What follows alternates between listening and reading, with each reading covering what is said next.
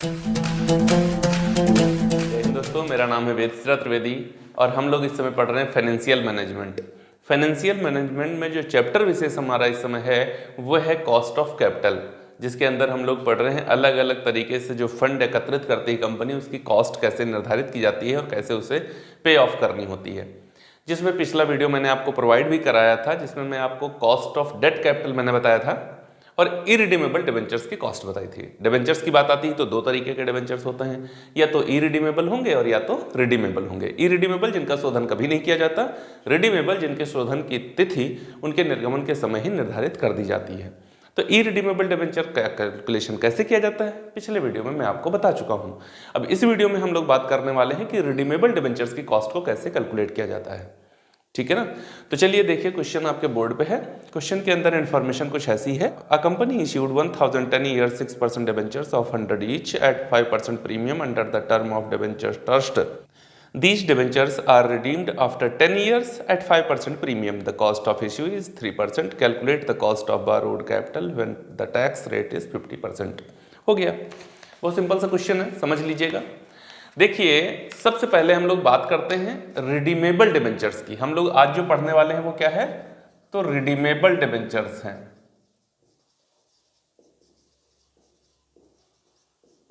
Redeemable debentures, और इधर आगे लिखते हैं कॉस्ट ऑफ, है ना, कॉस्ट ऑफ रिडीमेबल डिबेंचर्स। शोधनीय ऋण पत्रों की लागत आज हमको जानना है। तो जब हमने इसका फॉर्मूला आपको बताया था, इसका फॉर्मूला क्या होता है, कॉस्ट ऑफ डेट कैपिटल। वो भी कैसे, डेट का कॉस्ट हमेशा बिफोर टैक्स होता है, बराबर IP plus maturity value minus net proceed upon N upon maturity value plus net proceed upon 2 into 100। ऐसे कॉस्ट कैलकुलेट होती है। तो देखिए, हम लोग को क्वेश्चन में चाहिए क्या, मेच्योरिटी वैल्यू चाहिए, आईपी चाहिए, नेट प्रोसीड चाहिए, एन चाहिए। बस इतना अगर हम लोगों ने कैलकुलेट किया तो फिर क्वेश्चन हमारा लग जाएगा। ठीक है ना। तो लगाने का तरीका दो होता है। पिछले वीडियो में मैंने आपको बताया था कि या तो हम एक डिबेंचर पर लेके कैलकुलेशन कर लें, या तो ओवरऑल डिबेंचर जितने हैं उस पर ओवरऑल पे जाके कैलकुलेशन कर लें। मोस्टली हम लोग को वन डिबेंचर पे कैलकुलेशन करना चाहिए, लेकिन मैं आपको दोनों पे करके बता दूंगा। जहां आपको अच्छा लगता है वैसे आप कर सकते हैं। चीज़ें तो हमको सभी पता होनी चाहिए, करेंगे जो हमारा मन करेगा वो।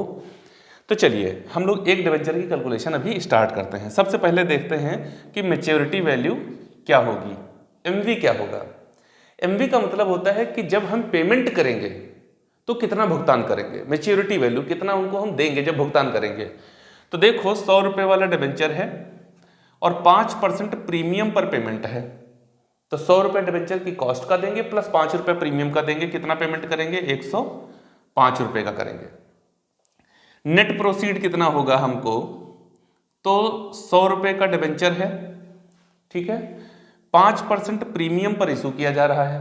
100 रुपये वाला डिबेंचर 5% प्रीमियम पर इशू, और 3% इस पर खर्च हो रहा है। 3% खर्चा हो जाएगा भैया, ठीक है ना। तो कैलकुलेशन कैसे करेंगे, 105 रुपये में 3% हमको इसका नहीं मिलेगा, तो ये 2 जीरो काट दिए, यहाँ पे दशमलव लगा दिया। ये कितना हो गया, 3 रुपया 15 पैसे हमको नहीं मिलेंगे। 3 रुपया 15 पैसे नहीं मिलेंगे। तो नेट प्रोसीड क्या होगा, 105 माइनस 3 रुपया 15 पैसा अर्थात 101 रुपया 85 पैसा हमको मिलेगा।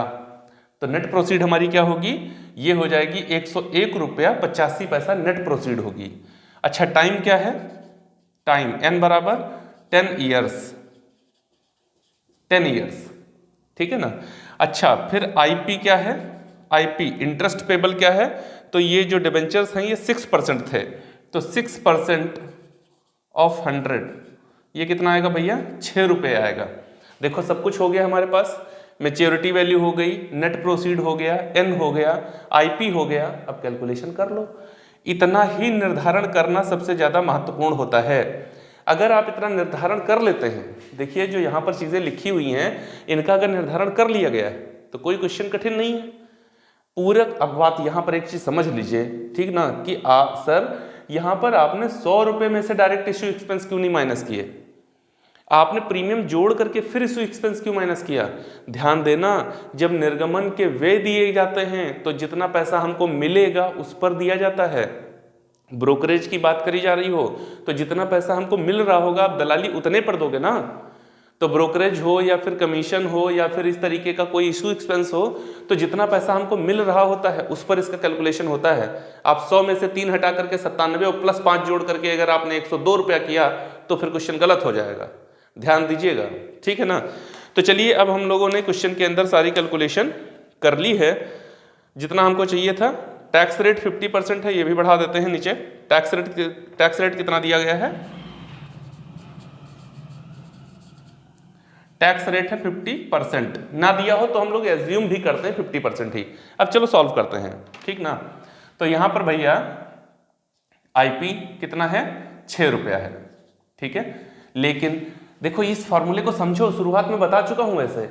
ये सिर्फ ये बता, जैसे यहां पर आईपी रख लिया, आईपी का मतलब कि इंटरेस्ट हमारा कितना खर्च होगा पर ईयर, ठीक ना, देख रहे हैं। लेकिन ये रिडीमेबल हैं और जब रिडेम्पशन करने जा रहे हैं तो प्रीमियम पर रिडेम्पशन करने जा रहे हैं, ठीक ना। देखो 105 रुपया देंगे तो ये 105 रुपया और जो हमको मिला था, जो हमको मिला, जो हमने दिया, उसके बीच का जो गैप होगा उसको भी तो 10 वर्ष पर विस्तारित करना होगा। ये जानने के लिए पर ईयर इसकी कॉस्ट हमको क्या चुकानी पड़ेगी? तो देखो 105 रुपया हमको चुकाना पड़ेगा। कितना? 105 रुपया चुकाना पड़ेगा। कब? जब हमको 101 रुपया 85 पैसा मिला हुआ है तब। तो फिर यहां से माइनस करो 101.85, ठीक। इसके बीच का गैप जो है वो पूरे टाइम पर विस्तारित कर दिया जाता है, पूरे टाइम पर फैला दिया जाता है, तो 10 से डिवाइड कर देंगे। अच्छा, ये सब हमको एवरेज प्राइस पर करना है तो 105 प्लस 101.85 अपॉन 2 गुणे 100। चलो सॉल्व कर लो। ये हमारा हो गया 6 प्लस 105 माइनस 101.85, तो ये इसका डिफरेंस कितना आएगा भैया? तो 15 तो सीधे सीधे ले लो, ठीक। फिर हमारा बचा यहाँ पर 104 बचा, 104 से गया 101, तो फिर बचा ये 3 रुपया 15 पैसा, ठीक। अब 3 रुपया 15 पैसा को हम लोग डिवाइड करते हैं 10 से तो ये कितना आ जाएगा? 0.315, ठीक है ना। तो यहाँ पर 0.315 अपॉन, इसको जोड़ो घटाओ और भैया भाग करो, तो ये हो गया 206 रुपया 85 पैसा। इधर कर लेते हैं 206 रुपया 85 पैसा। इसको 2 से डिवाइड करो, 2 1 2, 2 3 6, 2 चक्कू 8, 2 सती 14, ठीक है ना, अपॉन 103.47 गुणे 100, ठीक है ना। अब इसको सॉल्व करेंगे तो हमारा आंसर आ जाएगा कितना?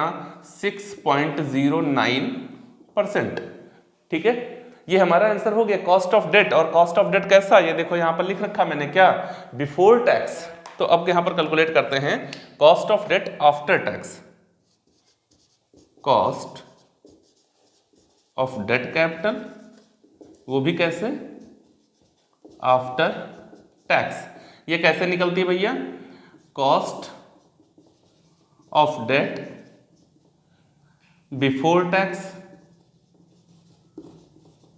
माइनस 1 इनटू 1 माइनस TR, ठीक। तो ये हमारी कॉस्ट कितनी थी? 6.09 इंटू 1 माइनस TR है भैया हमारा 50%, तो ये हो जाएगा 50, 0.5। तो अब हम लोग मल्टीप्लाई देंगे तो इसका जस्ट हाफ हो जाएगा, हाफ होता ही है, ठीक है ना, इसका जस्ट हाफ। तो 6 का आधा 3 और 9 का आधा 0.45, तो ये हो जाएगा 3.045, ठीक है ना। ये हो जाएगा भैया कितना? 3.045%। ये हो गई cost of debt after tax.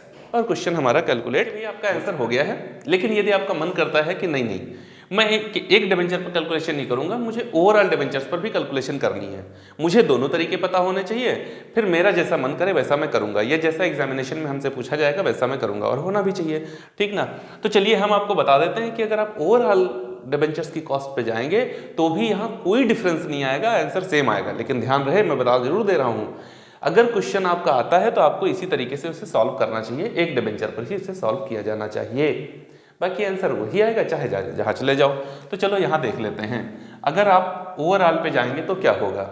सबसे पहला पॉइंट है आईपी 6% है ना, 6%। फेस वैल्यू कितनी, चलो आईपी से पहले नीचे लिख देते हैं, फेस वैल्यू कितनी, 1000 डिबेंचर 100 रुपए वाले, 1 लाख रुपए फेस वैल्यू। 1 लाख का 6%, इंटरेस्ट कितना बनेगा 6000। मेच्योरिटी वैल्यू कितनी होगी, मेच्योरिटी वैल्यू भैया कितनी बनेगी, मेच्योरिटी वैल्यू आप 1 लाख डिबेंचर को 5% प्रीमियम पर रिडीम कर रहे हो तो 1 लाख प्लस 5000, 1,05,000 रुपया आपका मेच्योरिटी वैल्यू बनेगा। नेट प्रोसीड कितना आएगा सर वो भी बताइए। तो 1 लाख रुपए का फेस वैल्यू प्लस 5000 का प्रीमियम, 5% प्रीमियम पर इशू किए जा रहे थे और 3% का इशू एक्सपेंस हो जाएगा। तो अब बताइए सर बताना क्या है, 1,05,000 रुपया आपको मिलना चाहिए था, उसमें से 3150 रुपया नहीं मिलेगा। 1,05,000 का 3% आएगा 3150, तो मिलेगा कितना, मिलेगा भैया 1,01,850 रुपया, 1,01,850 रुपया। ये नेट प्रोसीड हो जाएगा। आईपी हो गया है, मेच्योरिटी वैल्यू हो गया है, नेट प्रोसीड हो गया है। अब सर एन बता दीजिए, मतलब टाइम, तो वो तो 10 ईयर्स का है तो है, ठीक ना। टीआर कितना होगा, 50% का है तो है, उसमें कोई चेंज नहीं होता। अब भैया आपको क्या करना है, सीधा यही जाइएगा, सब कुछ मैंने कैलकुलेट कर दिया। देखो आईपी आपके पास है, मेच्योरिटी वैल्यू आपके पास है, नेट प्रोसीड आपके पास है, एन आपके पास में है, मेच्योरिटी वैल्यू n/2 × 100। सीधा इसी फॉर्मेट में आप मान रखिए, आपका आंसर बिल्कुल वही आ जाएगा जो यहाँ पर निकल के आया है। 1-2 पैसे का डिफरेंस आए वो बात अलग होती है। 1-2 पैसे के डिफरेंस का कारण क्या है कि यहाँ पर हम लोगों को ये नहीं पता हो भाई, यहाँ पे तो देखो हमने क्या किया, पॉइंट में वैल्यू ली है, जबकि यही वैल्यू वहां पर एग्जैक्ट हो गई है, पूरी ओवरऑल वैल्यू हो गई है। तो 1 या 2 पैसे, 2-3 पैसे का अंतर हो सकता है, नहीं तो बिल्कुल आंसर यही आएगा जो यहां पर आंसर लिखा हुआ है, ठीक है। तो उम्मीद है आप रिडीमेबल डिबेंचर्स के कैलकुलेशन कैसे किया जाता है इसको समझ गए होंगे।